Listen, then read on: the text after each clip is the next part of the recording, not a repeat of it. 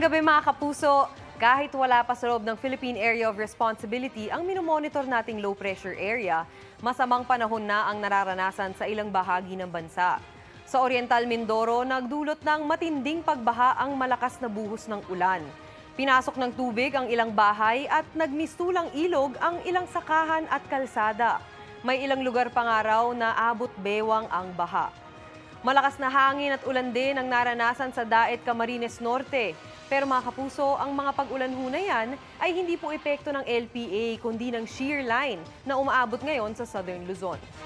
Nasa labas pa rin ng PAR ang LPA at huling namataan yan sa layong 1,265 kilometers silangan ng southeastern Mindanao. Sabi ng Pag-asa, posibleng bukas o sa Biyernes yan papasok ng PAR.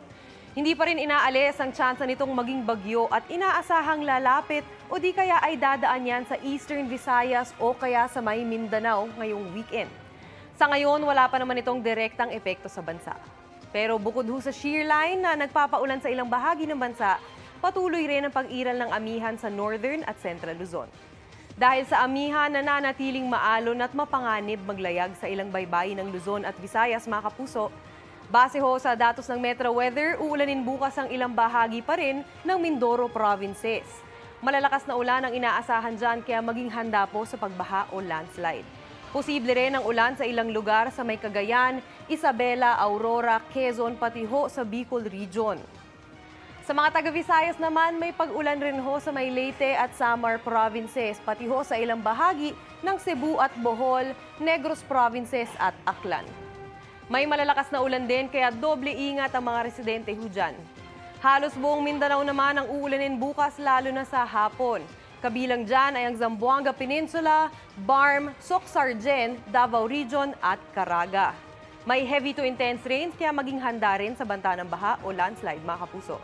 Dito naman sa Metro Manila, katulad po kanina, ay posibleng may pag-ulan ulit bukas. Kaya i-check ho muna natin ang ating mga bag kung may payong huba o kapote bago ho lumabas ng bahay para ho lalo tayong maging prepared lalo no sa ating mga commuter at motorista. Yan lang ho muna ang latest sa lagay ng panahon. Ako po si Maureen Shrivers para sa GMA Integrated News Weather Center. Kami ang inyong maasahan anuman ang panahon. Mga kapuso, maging updated sa ulat panahon 24 oras. Mag-subscribe sa GMA Integrated News sa YouTube. Para sa mga kapuso naman natin abroad, bisitahin ang GMA Pinoy TV at www.gmanews.tv.